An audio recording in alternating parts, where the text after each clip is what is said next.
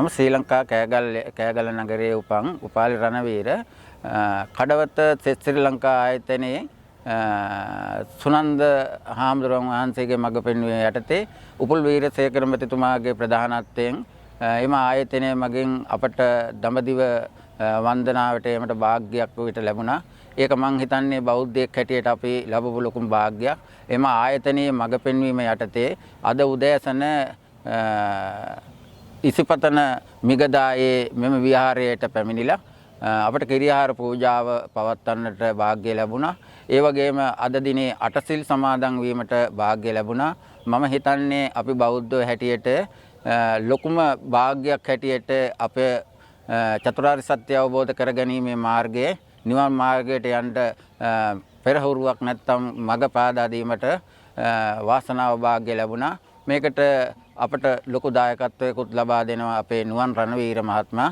ඒ වගේම ඒ ආයතනයෙන් මේ වගේ උතුම් ගමනකට මඟ පෙන්වීම පාදලා දෙනවා. මම හිතන හැටියට බෞද්ධයන් හැටියට මෙම ආයතනය මගින් මෙම පුදබිමට ඒමට වාග්ය සලසා දෙන හොඳම ආයතනයක් බවට මට වැටහෙනවා. අපට මෙම ගමනේදී උපරිම සහයෝගයක් නැත්නම් උපට සැප පහසුකම් සහිතව ඒ වන්දනාමාන කටයුතු කර ගැනීමට සුදුසු විදිහට හොඳම විදිහට අපට සැලසුම් කරලා ඒ වගේ උපකාර කරලා ඒ පින්දහම් කරගෙනට මඟ පාදලා දෙන මම හිතන හැටියට අනික් අයට මම කියන්නේ හොඳම ආයතනය කඩවත සෙත් ශ්‍රී ලංකා ආයතනය කියන එක මගේ හැම දිනාටම මම කියනවා මේ ආයතනය මගින් ගියොත් ඒ අපිට ඒ වාග්ය උදා කර ගැනීමට වාසනාව ලැබෙනවා කියලා.